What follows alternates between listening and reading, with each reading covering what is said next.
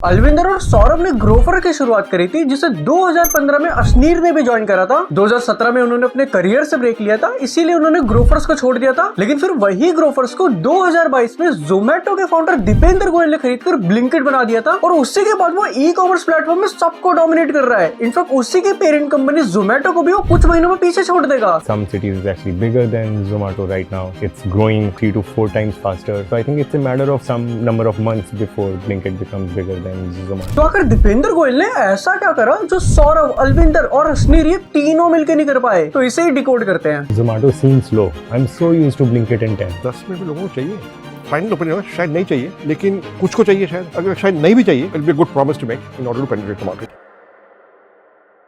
तो आखिर ब्लिंकिट इतनी तेजी से कैसे ग्रो कर रहा है, ये समझने के लिए पहले तुम्हें ये पता होना चाहिए कि जब ग्रोफर्स की शुरुआत हुई थी तो वो कैसे काम करता था। देखो, Grofers market place business model पे काम करता था। मतलब कि उन्होंने तुम्हारे एरिया में ही ऑफलाइन ग्रोसरी शॉप के साथ टाइप करा, फिर जैसे तुम ऑनलाइन ग्रोसरी ऑर्डर करते थे तो उनका डिलीवरी बॉय उसी शॉप में जाता था, वहां से तुम्हारा ऑर्डर लेता था और तुम तक डिलीवरी कर देता था। तो कुल मिला के ग्रोफर्स बस एक प्लेटफॉर्म था जिसके थ्रू बायर और सेलर आपस में मिल पाते थे और उससे जो कमीशन आता था वहीं से ग्रोफर्स पैसा कमाता था। और इसी सेम बिजनेस मॉडल पे अमेजोन भी काम करता है। वो भी बस एक प्लेटफॉर्म है जो बायर और सेलर को मिलाता है और वहां से जो कमीशन आता है वहां से अमेजोन कमाता है। तो जो बाहर जाके ग्रोसरी लेने की झंझट थी, उसी प्रॉब्लम को ग्रोफर सॉल्व कर रहा था। इसीलिए ग्रोफर से ग्रोथ तो काफी अच्छी हुई, लेकिन मार्केट में उसके और भी कॉम्पिटिटर थे, जैसे इंस्टामार्ट, बिग बास्केट, और ये सब भी यही सेम प्रॉब्लम सॉल्व कर रहे थे और इसी सेम बिजनेस मॉडल पे चल रहे थे। इसीलिए इनकी कोई भी लॉयल ऑडियंस नहीं थी। मेजॉरिटी लोगों के पास ये तीनों एप्लीकेशन होते थे और जिस भी दिन उन्हें जिस प्लेटफॉर्म में ज्यादा डिस्काउंट मिलता था वो वहां से ऑर्डर कर लेते थे। तो इनमें जो ये रेस चल रही थी उसमें वही जीतता था जो ज्यादा डिस्काउंट देता था, क्योंकि प्लेटफॉर्म तो सेम ही प्रॉब्लम सॉल्व कर रही है। अब ऑडियंस वहीं जाएगी जहां उनका फायदा होगा। फिर कोविड का टाइम आता है और 2021 में 19 साल के लड़के किराना कार्ड करके सेम प्लेटफॉर्म निकालते हैं जो कि ग्रोफर्स की तरह सेम ही चीज करता था, इसलिए ये प्लेटफॉर्म तो नहीं चल पाया। लेकिन यहाँ से 19 साल के लड़कों को एक ऐसी चीज पता चली जिसने पूरा मार्केट ही चेंज कर दिया। इन्होंने किराना कार्ड के टाइम एक चीज नोटिस करी थी कि जब भी इन्होंने 45 मिनट से लेकर 1 घंटे की डिलीवरी करी है तो तब इनका कस्टमर रिपीट रेट 20% था, और जब जब इन्होंने 20 से 30 मिनट के अंदर डिलीवरी करी तब इनका कस्टमर रिपीट रेट 40 से 50% था। तो इस स्टैट से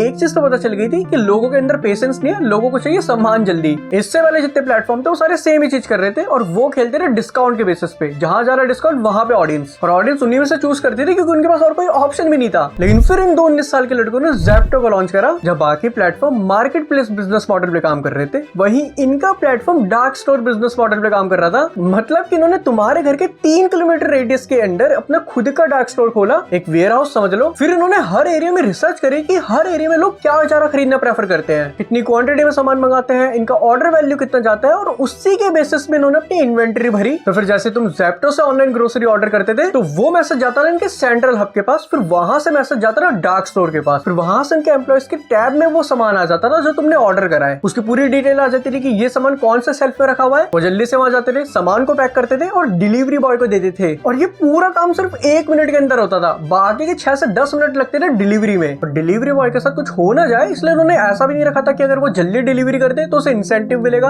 या अगर वो लेट डिलीवरी करे तो उसके ऊपर पेनल्टी लगेगी, जिससे कि डिलीवरी बॉय भी सेफली काम कर पाए। तो जहां पे दूसरे ई कॉमर्स प्लेटफॉर्म डिस्काउंट पे खेल रहे थे, वहीं पे ज़ेप्टो स्पीड में खेल रहा था। तो इन्होंने इनोवेटिव आइडिया के साथ ग्रोथ तो कर ली थी, लेकिन मार्केट में कॉपी होने में कोई टाइम नहीं लगता, और ज़ेप्टो इसी में मार खाता। उन्होंने आइडिया इनोवेटिव सोचा, लेकिन फंडिंग में तो बाकी प्लेटफॉर्म उनसे आ गए हैं, और ग्रोथ भी उसी की जल्दी होगी जिसके बाद ज्यादा फंडिंग होगी। क्योंकि समझो ये पूरा सिस्टम काम कैसे करता है। एक फाउंडर होता है जो कि स्टार्टअप का आइडिया सोचता है, फिर उस स्टार्टअप को इंप्लीमेंट करने के लिए उसे पैसे चाहिए होते हैं, तो वो जाता है इन्वेस्टर के पास, वहां से उसे फंडिंग मिलती है, फिर उस फंडिंग का वो यूज करता है सिर्फ कस्टमर को ग्रैब करने के लिए। फर्क नहीं पड़ता कि प्रॉफिट में है लॉस में है, उसका मेन गोल होता है कि वो कस्टमर को कैसे ग्रैब करे, क्योंकि जितने ज्यादा कस्टमर उतना ज्यादा कंपनी का रेवेन्यू और उतनी ज्यादा कंपनी की वैल्यूएशन, और फिर उसके बेसिस पे वो दोबारा भी फंडिंग ले सकता है या फिर अपनी कंपनी की आईपीओ निकाल सकता है, और उस आईपीओ को खरीदेगा कौन? हम लोग ही। तो जिसके बाद ज्यादा फंडिंग होगी वो जल्दी ग्रो कर लेगा। तो अप्रैल 2021 में ज़ेप्टो लॉन्च होता है और जून 2021 को ग्रोफर्स को $120 मिलियन की फंडिंग मिल जाती है ज़ोमैटो से। और फिर अगस्त में ग्रोफर्स भी सेम बिजनेस मॉडल पे काम करता है, जिससे वो भी 10 मिनट में डिलीवरी कर पाए। और ऐसे करते करते जो बाकी प्लेटफॉर्म पे थे सारे 10 मिनट के अंदर डिलीवरी करने लग गए। तो जो एक इनोवेटिव आइडिया था उसे सब लोगों ने कॉपी कर लिया। तो फिर से वही सेम ही चीज हो गई कि सारे लोग सेम ही चीज प्रोवाइड कर रहे थे। अब वही यहाँ पे जीतेगा जिसके बाद ज्यादा फंडिंग होगी, जो ज्यादा डिस्काउंट दे पाएगा, डिलीवरी चार्जेस कम कर पाएगा और इन सब सबसे आगे निकल पाएगा। फिर जून 2022 को जोमेटो ग्रोफर्स को $568 मिलियन में खरीद के ब्लिंकिट बना देता है और फिर गेम चेंज होता है। इन्होंने नई नई टेक्नोलॉजी का यूज करके ये फोरकास्ट करा कि लोगों की डिमांड क्या है, उसके बेसिस पे इन्होंने अपनी इन्वेंट्री मैनेज करी, डिलीवरी को ऑप्टिमाइज करने के लिए उन्होंने मैप रूट समझा और इनका यूज करके इन्होंने अपनी कॉस्ट को भी रिड्यूस कर दिया, एफिशिएंसी भी बढ़ा दी और कस्टमर को ज्यादा सेटिस्फेक्शन मिलने लगा। लेकिन अगर तुम अब भी देखोगे तो सारे quick e commerce platform same ही चीज कर रहे हैं। अब इन सबसे आगे निकलने के लिए ब्लिंकिट ने अपनी मार्केटिंग तगड़ी करी। देखो जोमेटो की तुम्हें मार्केटिंग पता है, वो अपने बिलबोर्ड में वही कैची और ट्रेंडिंग से मीम का स्लोगन यूज करते हैं और उसी सेम चीज को इन्होंने ब्लिंकिट की मार्केटिंग में भी करा, जो कि ऑब्वियसली एक ट्रेंड भी है और यूनिक भी है। इन्होंने टीवी एड्स में भी वैसी मार्केटिंग करी, प्लस इन्होंने बड़ी बड़ी ब्रांड के साथ पार्टनरशिप करी। जैसे इन्होंने पेटीएम के साथ करा कि अगर तुम ब्लिंकिट से सामान मंगाओगे तो तुम्हें पेटीएम में कैशबैक मिलेगा, और इन्होंने नेटफ्लिक्स के साथ करा कि बिंज वॉच करोगे पॉपकॉर्न का इंतजाम हम कर देंगे। इस टाइप के कैची और यूनिक मार्केटिंग से ये आगे निकलने लगे और जहां पे दूसरे प्लेटफॉर्म सिर्फ ग्रोसरी का सामान दे रहे थे,